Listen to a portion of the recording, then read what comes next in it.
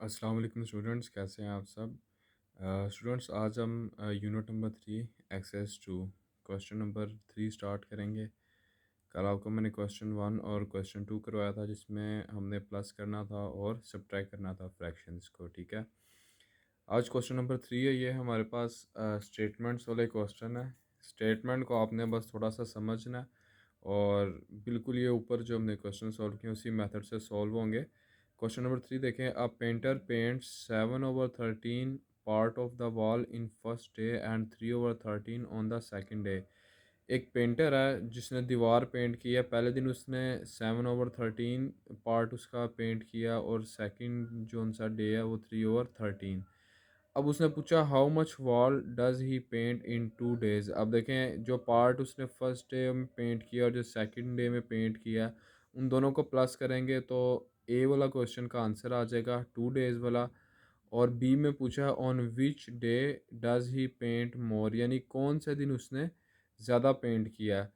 तो first day पे जो सा वो 7/13 था, सेकंड डे पे 3/13 था। दोनों को अगर कंपेयर करें तो डिनोमिनेटर सेम है। तो मैंने आपको बताया था जिसका न्यूमरेटर बड़ा होता है वो फ्रैक्शन ज़्यादा बड़ी होगी। ठीक है, इसका न्यूमरेटर बड़ा 7 है, तो इसका मतलब ये फ्रैक्शन बड़ी है और ये फ्रैक्शन फर्स्ट डे की थी। इसका मतलब ये कि उसने फर्स्ट डे पे ज़्यादा पेंट किया है, जो फ्रैक्शन बड़ी है।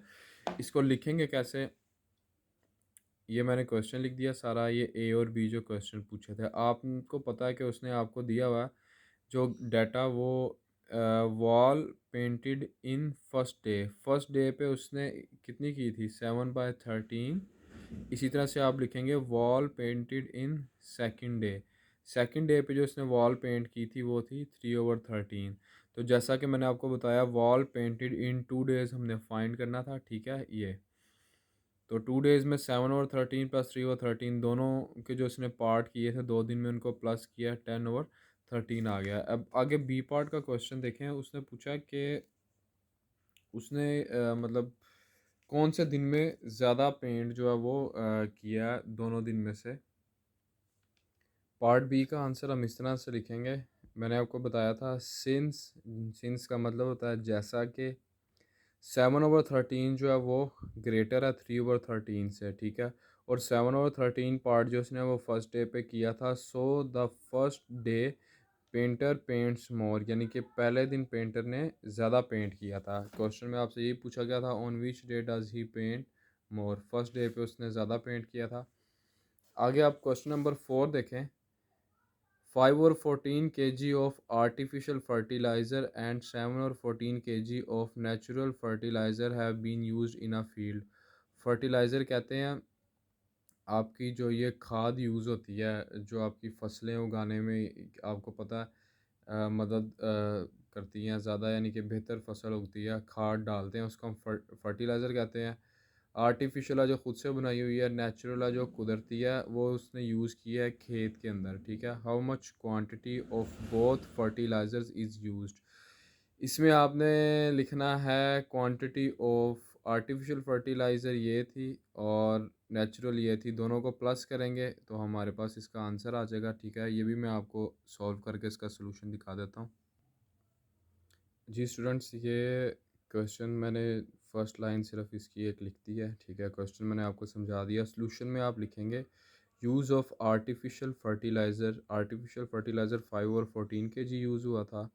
ठीक है, यूज़ ऑफ नेचुरल फर्टिलाइज़र 7/14। उसने पूछा टोटल कितना यूज़ हुआ है। Total use of fertiliser is equals to, ज़ाहिर बात है दोनों को प्लस करेंगे तो आपके पास आंसर आ जाएगा 5/14 प्लस 7/14।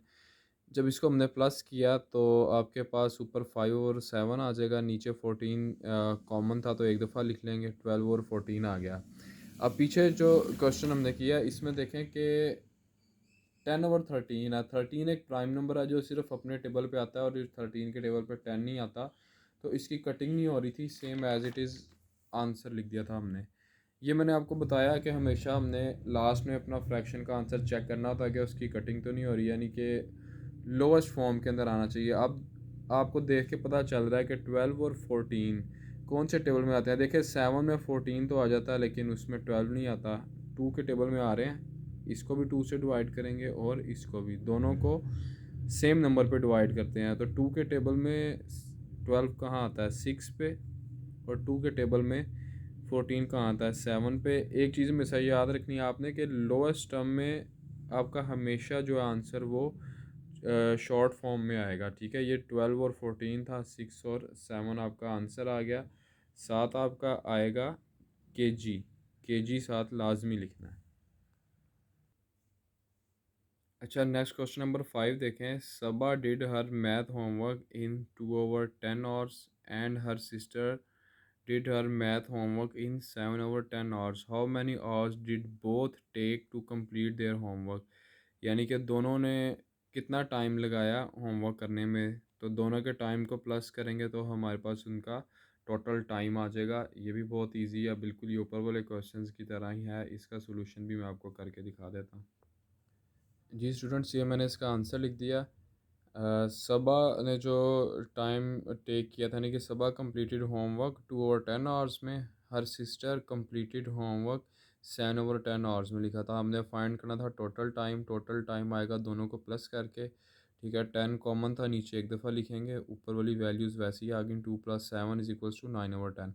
अब देखें इसकी कटिंग नहीं हो रही। 9 3 के टेबल में आता है और 9 के टेबल में आता है, लेकिन दोनों में 10 नहीं आता। और 10 अगर 5 या 2 के टेबल में आता है तो उसमें 9 नहीं आता। सेम टेबल पे कटिंग नहीं हो रही, तो सेम एज इट इज़ हमारा ये 9/10 hours आंसर आ गया।